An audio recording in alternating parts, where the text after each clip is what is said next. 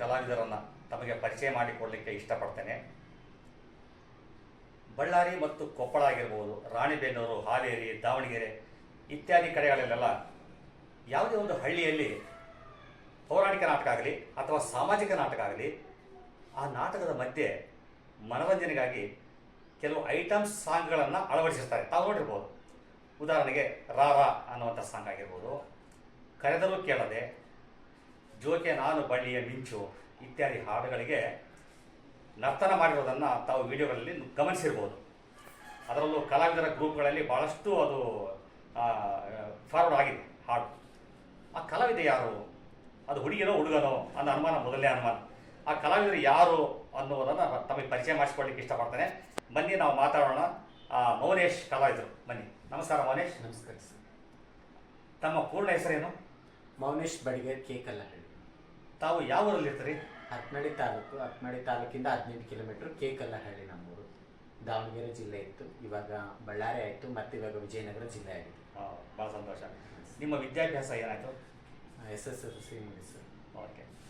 SSLC ಮುಗಿದ್ಮೇಲೆ ರಂಗಭೂಮಿಗೆ ಬಂದ್ರಿ? ಹಾಂ ಸರ್, ರಂಗಭೂಮಿಗೆ ಬಂದೆ ನಾನು.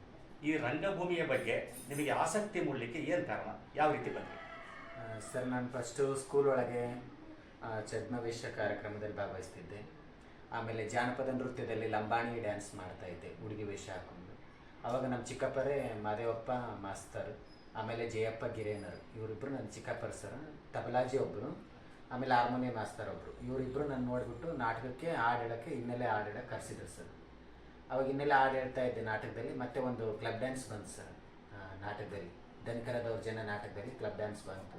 ಅದರಲ್ಲಿ ಕಳ್ಳನಿನ್ ಚಂದಮಾಮ ಆ ಹಾಡಿಗೆ ಡ್ಯಾನ್ಸ್ ಮಾಡಿ ಸರ್ ಫಸ್ಟ್ ಟೈಮು. ಆ ನಾಟಕಕ್ಕೆ ಕ್ಯಾಶೋ ಮೇಸ್ಟ್ರಾಗಿ ದಾವಣಗೆರೆ ಬಸನಗೌಡರು ಬಂದಿದ್ರು ಸರ್.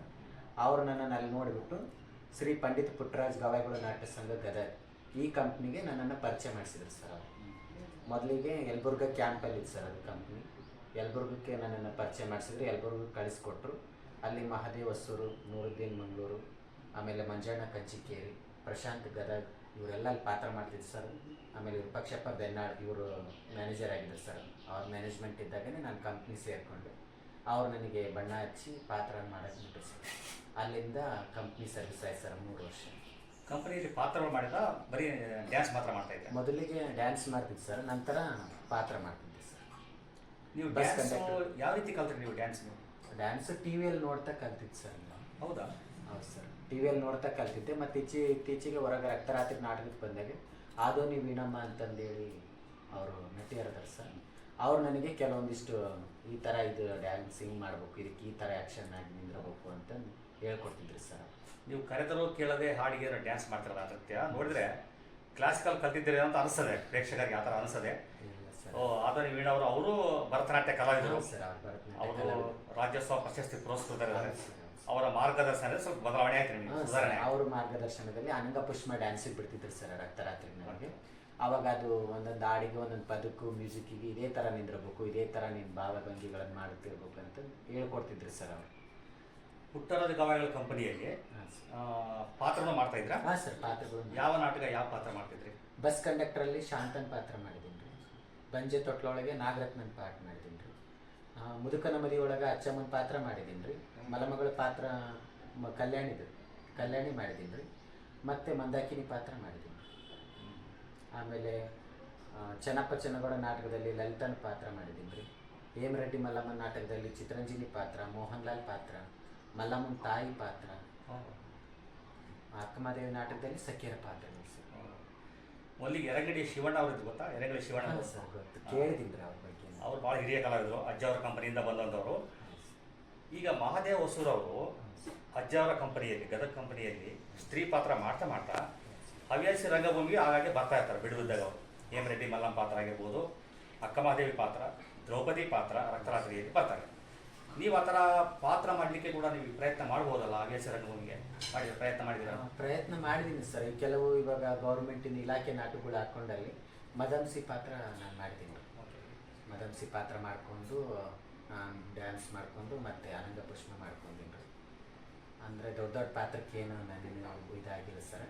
ಕೆಲವೊಂದಿಷ್ಟು ಗೌಸಿದಪ್ಪ ನಾಟಕದಲ್ಲಿ ಚಿಕ್ಕದು ಪಾರ್ವತಿ ಪಾತ್ರ ಆಯಿತು. ಆಮೇಲೆ ಸಣ್ಣ ಸಣ್ಣ ನಾಟಕಗಳಲ್ಲೆಲ್ಲ ಸಣ್ಣ ಪಾತ್ರಗಳೆಲ್ಲ ಮಾಡ್ತಿದ್ದೆ ಸರ್. ರಕ್ತರಾತ್ರಿಯಲ್ಲಿ ದೊಡ್ಡ ಪಾತ್ರ ಯಾವುದು ಸಿಕ್ಕಿಲ್ಲ ಸರ್. ಮುಂದಿನ ದಿನಗಳಲ್ಲಿ ಮಾಡಬಹುದು. ಹಾಂ ಸರ್, ಮಾಡೋ ಆಸೆ ಇದೆ ಸರ್. ನಿಮ್ಗೆ ಇಷ್ಟ ಇದೆ? ನನಗೆ ಇಷ್ಟ ಇದೆ. ಇಷ್ಟ ಇದೆ. ಇಷ್ಟ ಇದೆ. ಮಾತುಗಳು ಕಟ್ಟಪಾಠ ಹಾಕಿದ್ದೀರಾ? ಹಾಂ ಸರ್. ನೂರಾರು ನಾಟಕಗಳ ಜೊತೆಗೆ ಹೋಗಿದ್ದಾರೆ, ಕಲಾವಿದರ ಜೊತೆಗೆ ಭಾಳ ಸುಮಾರು ಜನ ಜೊತೆಗೆ ಹೋಗಿದ್ದೀನಿ ಸರ್. ನನಗೆ ಕಲಾವಿದರು ಮಾತು ಕೇಳ್ತಾ ಕೇಳ್ತಾ ಕಟ್ಟಪಾಠ ಆಗಿರೋ ಕಂಠಪಾಠ ಆಗಿದೆ ಸರ್. ಸಾಮಾಜಿಕ ನಾಟಕದಲ್ಲಿ ಮಾಂಗಲ್ಯ ಭಾಗ್ಯ ನಾಟಕದಲ್ಲಿ ಛಾಯನ್ ಪಾತ್ರ ವಿಲನ್, ಅದು ಭಾಳ ಇಷ್ಟ ಇದೆ ಸರ್. ಮಹಾದೇವ ಸರ್ ಅವರು ನಮ್ಮ ಕಂಪ್ನಿಲಿದ್ದಾಗ 4 ದಿವಸಕ್ಕೆ ರಜಕ್ಕೆ ಊರಿಗೆ ಹೋಗಿದ್ರು ಸರ್ ಅವರು. ಒಂದು ವಾರದಲ್ಲೇ ಆ ಪಾತ್ರ ಕಲಿಸಿದ್ರು ನನಗೆ. ನಾನು ಭಾಳ ಇಷ್ಟಪಟ್ಟು ಮಾಡಿದಂಥ ಪಾತ್ರ ವಿಲನ್ ಪಾತ್ರ. ಆಮೇಲೆ ಮುದುಕನ ಮದುವೆಯೊಳಗೆ ಕಲ್ಯಾಣಿ ಪಾತ್ರ, ಕಲ್ಯಾಣಿ ಪಾತ್ರ ಅದು ಭಾಳ ಇಷ್ಟ ಇದೆ ಸರ್. ಕಲ್ಯಾಣಿ ಒಳ್ಳೆ ಪಾತ್ರ. ಈಗ ರಂಗಭೂಮಿಗೆ ಬರಬೇಕು ಅಂತ ಯಾಕೆ ಅನಿಸ್ತು ನಿಮಗೆ? ಅದು ನಿಮ್ಮ ಚಿಕ್ಕಪ್ಪವ್ರ ವಿಷಯ ಹೇಳಿದ್ರಿ ಪ್ರೇರಣೆ, ನಿಮ್ಮ ಮನಸ್ಸಿಗೆ ಯಾಕೆ ಬಂತು? ನೀವು SLC ಮಾಡಿದ್ರಿ, ಮುಂದೆ PUC ಮಾಡಿ ಏನೋ ಮಾಡಿ ಉದ್ಯೋಗ ಮಾಡಬೇಕು ಅಂತ ಅನಿಸಿರ್ಬೋದಾ ನಿಮಗೆ? ನಾನು PUCಗೆ ಗೌರ್ಮೆಂಟ್ ಕಾಲೇಜಿಗೆ ಹಚ್ಚಿದ್ದೆ ಸರ್. ಫಸ್ಟಿಗೆ ಓದೋಕ್ಕೆ ಗೌರ್ಮೆಂಟ್ ಕಾಲೇಜಿಗೆ ಹಚ್ಚಿದ್ದೆ. ನಮ್ಮ ಮನೇಲಿ ಬಡತನ ಇರೋದ್ರಿಂದ ಸ್ವಲ್ಪ ಓಡಾಡೋಕ್ಕೂ ಬರೋಕ್ಕೂ ಬಿಟ್ಟು ಪುಸ್ತಕಕ್ಕಾಯ್ತು ಬಟ್ಟೆಗಾಯ್ತು ತಗೊಳಕ್ಕೆ ತೊಂದರೆ ಆಯಿತು. ಆಮೇಲೆ ನನ್ನ ಸ್ವಂತ ಅಣ್ಣನೇ ನನಗೆ ಯಾವುದಕ್ಕೂ ಹೆಲ್ಪ್ ಮಾಡಲಿಲ್ಲ ಸರ್ ಓದೋಕ್ಕೆ. ಆಮೇಲೆ ನನ್ನ ಸಂಬಂಧಿಕರು ಯಾರೂ ಹೆಲ್ಪ್ ಮಾಡಲಿಲ್ಲ ನನಗೆ. ಇವಾಗ ನಾನು ರಂಗಭೂಮಿಗೆ ಬಂದ ಮೇಲೆ ಅದಕ್ಕೆ ಯಾಕೆ ಹೋಗಿದ್ದಿ, ನಾನು ಓದಿಸ್ತಿದ್ದೆ ಅಂತ ಸರ್ ಅಷ್ಟೇ. ಅವತ್ತು ನಾನು ಓದೋ ಮಟ್ಟಿಗೆ ನನಗೆ ಯಾರೂ ಹೆಲ್ಪ್ ಮಾಡಲಿಲ್ಲ. ಸರ್ಕಾರಿ ಹಾಸ್ಟೆಲ್ಗಳಿದ್ದಿಲ್ವಾಗ ಹಾರಪಳ್ಳಿ? ಆವಾಗ ಅಷ್ಟೊಂದು ತಿಳುವಳಿಕೆ ಇದ್ದಿಲ್ಲ ಸರ್. ಕಾಲೇಜ್ಗೆ ಹೋದೆ, ನೋಡಿದೆ, ಬಟ್ಟೆಗಳು ತಗೊಳಕ್ಕೆ ಭಾಳ ತೊಂದರೆ ಆಯಿತು. ಇದು ನನಗೆ ಸರಿ ಆಗಲ್ಲ ಅಂತಂದೇಳಿ ಅರ್ಧಕ್ಕೆ ಬಿಟ್ಬಿಟ್ಟು ಸರ್ ನಾನು ಅಷ್ಟೇ. PUC 1 ತಿಂಗಳು ಹೋಗಿ ಗೌರ್ಮೆಂಟ್ ಕಾಲೇಜಿಗೆ ಹಚ್ಚಿದ್ದು ಸರ್ ನಾನು. ಸೊ ಬಡತನದ ಕಾರಣದಿಂದಾಗೇ ನೀವು ರಂಗಭೂಮಿಗೆ ಬಂದ್ರಿ? ನಾನು ಅದನ್ನು ಅದ್ರ ಕಾರಣದಿಂದಲೇ ಬಂದಿದ್ದೆ. ಇಲ್ಲಿ ಹಣ ಗಳಿಸ್ಬೋದು ಅಂತ ಅನಿಸ್ತಾ ನಿಮಗೆ? ಹೊಟ್ಟೆಪಾಡು ನಡಿಬೋದು ಅಂತ ಅನಿಸ್ತಾ ನಿಮಗೆ ರಂಗಭೂಮಿಯಲ್ಲಿ? ಹಣಕ್ಕಿಂತ ಪ್ರೀತಿ ವಿಶ್ವಾಸ ಒಂದು ಹೆಸರು ಗಳಿಸಿದ್ದು ಸರ್. ಆ ಹೆಸರಿನಿಂದ ನಾನು ಒಂದು ಸ್ವಂತ ಮನೆ ಕಟ್ಟಬೇಕಂತಂದು ಅಂದ್ಕೊಂಡಿದ್ದೆ ಸರ್ ಫಸ್ಟ್ ಟೈಮು. ಅದ್ರ ಮುಖಾಂತರನೇ ನಾನು ರಂಗಭೂಮಿಯಿಂದನೇ ನಾನು ಮನೆ ಕಟ್ಟಿದೆ. ಹೌದಾ? ನಾನು ಸ್ವಂತ ಮನೆ ಕಟ್ಟಿದೆ ಸರ್. ನಾನು ಯಾವ ಸಾಲ ಮಾಡಿಲ್ಲ? ಇಲ್ಲ ಸರ್, ಯಾವ ಸಾಲನೂ ಮಾಡಿಲ್ಲ. ಯಾವ ಊರಲ್ಲಿ ಕಟ್ಟಿರೋದು? ನಮ್ಮೂರಲ್ಲೇ ಸರ್, ಕೇಕಲ್ಲೇ ಕಟ್ಟಿದ್ದೀನಿ. ಇವತ್ತು ಅದನ್ನೆಲ್ಲ ಮನೆ ನೋಡ್ಬಿಟ್ಟು ನಮ್ಮೂರಲ್ಲೆಲ್ಲ ತುಂಬ ಖುಷಿ ಪಡ್ತಾ ಇದ್ದಾರೆ ಸರ್. ಓವನ್ ಆಗಿ ಅವನೊಬ್ಬನೇ ದುಡ್ಡು ಕಟ್ಸಿದ ಮನೆ ಅಂತಂದೇಳಿ ನನ್ನ ಎಲ್ಲ ಆತ್ಮೀಯರಾಯ್ತು, ನನ್ನ ಸಂಬಂಧಿಕರಾಯ್ತು, ನನ್ನ ಊರಿನ ಜನಗಳಾಯ್ತು, ಭಾಳ ಇಷ್ಟಪಡ್ತಾರೆ ಸರ್. ದೊಡ್ಡ ಸಾಧನೆ ಮಾಡಿದ್ರಿ, ಇದಕ್ಕೆ ನಾವು ಪ್ರಶಂಸೆ ಮಾಡಲೇಬೇಕು. ಯಾಕಂದರೆ ಭಾಳ ದೊಡ್ಡ ವಯಸ್ಸು. ಎಷ್ಟು ವಯಸ್ಸು ನಿಮ್ದು ಈಗ? ಇವಾಗ 29 ಸರ್. 29. ಎಷ್ಟು ವಯಸ್ಸಲ್ಲಿ ರಂಗಭೂಮಿ ಬಂದಿದ್ದು ನೀವು? SLC ಮುಗಿದು 1 ವರ್ಷ 18 ವರ್ಷಕ್ಕೆ ಬಂದಿದ್ದೀನಿ. ಒಂದು 7-8 ವರ್ಷ ಆಗಿದೆ ಅಷ್ಟೇ ನೀವು? ಹಾಂ ಸರ್. ನೋಡಿ, ಈಗ 11 ವರ್ಷ ಆಯ್ತು ಸರ್ ನನ್ನ ಸರ್ವಿಸ್. 11 ವರ್ಷ ರಂಗಭೂಮಿ 2011ರಲ್ಲಿ ನಾನು ಕಂಪ್ನಿಗೆ ಹೋಗಿದ್ದು ಸರ್. ಅಜ್ಜರ್ ಕಂಪ್ನಿಗೆ ಹೋಗಿದ್ದು 2011. ಈಗ ಒಂದು 12 ವರ್ಷ ಆಗಿದೆ ಈಗ. ಹಾಂ ಸರ್. ಈಗ ಬಡತನದಿಂದ ಒಂದು ಹಳ್ಳಿಯನ್ನು ಬಿಟ್ಟು ಹೊಟ್ಟೆಪಾಡಿಯಾಗಿ ರಂಗಭೂಮಿಗೆ ಬಂದು ಕೇವಲ 11-12 ವರ್ಷಗಳಲ್ಲಿ ಇಷ್ಟು ಹಣವನ್ನು ಗಳಿಸಿ ಯಾವುದೇ ದುಡ್ಡು ಹಾಳು ಮಾಡಿಕೊಳ್ಳಲಾರದೆ ಒಂದು ಮನೆ ಮಾಡಿದ, ಊರಲ್ಲಿ ಒಂದು ಆತ್ಮಗೌರವವನ್ನು ಸಂಪಾದಿಸಿದ, ಜನರ ಒಂದು ಪ್ರೀತಿ ವಿಶ್ವಾಸ ಗಳಿಸಿದ ಅಂತಂದರೆ ಇದು ನಿಜವಾಗ್ಲೂ ಭಾಳ ಪ್ರಶಂಸೆ ಮಾಡಬೇಕಾದಂಥ ವಿಷಯ. ಏನೊಂದು 50 ವರ್ಷ ಸರ್ವಿಸ್ ಮಾಡಿದಾನಪ್ಪ, ಇಷ್ಟೆಷ್ಟು ಹಣ ಗಳಿಸಿದಾನೆ ಇಟ್ಕೊಂಡಿದ್ದಾರೆ ಅಂದರೆ ಮೆಚ್ಚಬಹುದು. ಆದರೆ ಒಬ್ಬ ಯುವಕ ಈ ಕೆಲಸ ಮಾಡಿದಾನಂತ ರಂಗಭೂಮಿಯಿಂದ, ನಿಮ್ಮಿಂದ ರಂಗಭೂಮಿಗೆ ಗೌರವ ಬಂತು ಅಂತ ಹೇಳಲಿಕ್ಕೆ ಇಷ್ಟಪಡ್ತೇನೆ ಮೋರೇಶ್. ಹಾಂ ಸರ್. ಅದಕ್ಕಿಂತ ನನಗೆ ರಕ್ತರಾತ್ರಿ ನಾಟಕನೇ ನನ್ನ ದೇವರು ಸರ್.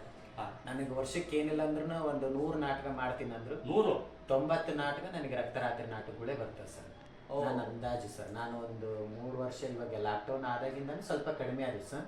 ಅದಕ್ಕಿಂತ ಮುಂಚೆಗೆ ಗೆಣಕ್ಯಾಳ ತಿಮ್ಮನಗೌಡರು ಅವ್ರ ಟ್ರೂಪಲ್ಲಿ ಕಾಯಂ ನಾಟಕಗಳು ಸರ್. ಅವರೆಲ್ಲೇ ಇದ್ರೂ ಬಿಡ್ತಿದ್ದಿಲ್ಲ. ಆಮೇಲೆ ಕಡೆಗೆ ಇವರು ನಮ್ಮ ಕೂಡ್ಲಿಗೆ ಸುತ್ತಮುತ್ತ ಕಲಾವಿದರಾಯಿತು, ಕೂಡ್ಲಿಗೆ ಅವರಾಯಿತು, ಬಳ್ಳಾರಿಯವರಾಯಿತು, ಸಿನ್ನೂರವರಾಯಿತು, ಗದಗ್ನವರಾಯಿತು, ಹುಬ್ಳಿಯವರಾಯಿತು, ದಾವಣಗೆರೆಯವ್ರ ಮೊದಲು ಮಾಡಿ ನನ್ನ ಎಲ್ಲ ಕಡೆಗೂ ಪ್ರಚಾರ ಮಾಡಿದ್ರು ಸರ್. ಕರ್ಕೊಂಡು ಹೋಗ್ತಿದ್ರು ನಾಟಕ. ಒಂದು ತಿಂಗಳಲ್ಲಿ ಸುಮಾರು ಒಂದು 5 ದಿವಸ 6 ದಿವಸ ಮಾತ್ರ ನೀವು ಬಂದಿರ್ತೀರಿ ಅಷ್ಟೇ? ಹಾಂ ಸರ್.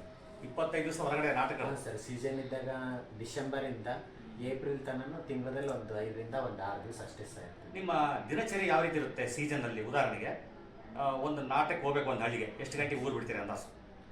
ನಾನು ಸರ್ ಟೈಮ್ ಕವರ್ ಮಾಡ್ತೀನಿ ಸರ್. ನಾನು ಮಾಡ್ತೀರಿ? ಹಾಂ ಸರ್. ನಾನು ಆ ಊರನ್ನು ಒಂದು 2 ತಾಸಿಗೆ ಮುಟ್ಬೋದು ಅನ್ನೋ ಊರನ್ನ ನಾನು 1 ತಾಸಿಗೆ ಮುಂಚೆಗೆ ಆ ಊರಲ್ಲಿ ಇರ್ತೀನಿ ಸರ್.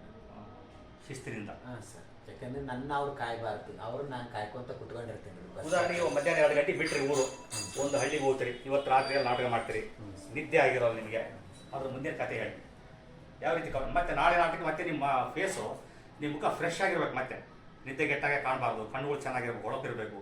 ಇದೆಲ್ಲ ಯಾವ ರೀತಿ ನೀವು ಮೇಂಟೈನ್ ಮಾಡ್ತೀರಿ ನಿಮ್ಮ ದಿನಚರಿ, ನಿದ್ದೆ, ಊಟ ಇತ್ಯಾದಿ? ನನ್ನ ಡ್ಯಾನ್ಸ್ ಮುಗಿದ ತಕ್ಷಣ ರೆಡಿಯಾಗಿ ಒಂದು 1/2 ಅವರ್ ನಿದ್ದೆನೇ ಆಗ್ಬಿಡ್ತೈತೆ ಸರ್.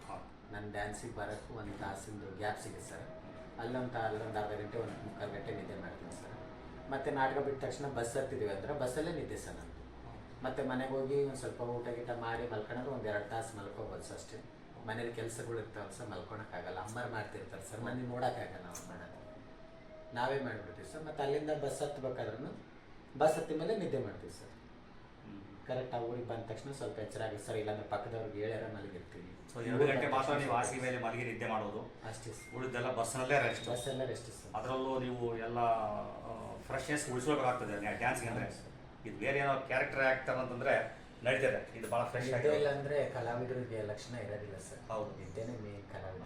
ಭಾಳ ಕಷ್ಟ. ನೀವು ನಿದ್ದೆಗೆಡೋದ್ರಿಂದ ಆರೋಗ್ಯ ಸಮಸ್ಯೆ ಏನಾಗಿದೆ? ಏನಿಲ್ಲ ಸರ್, ಏನು ತೊಂದರೆ ಇಲ್ಲ. ಚೆನ್ನಾಗಿ. ಏನು ತೊಂದರೆ ಇಲ್ಲ ಸರ್.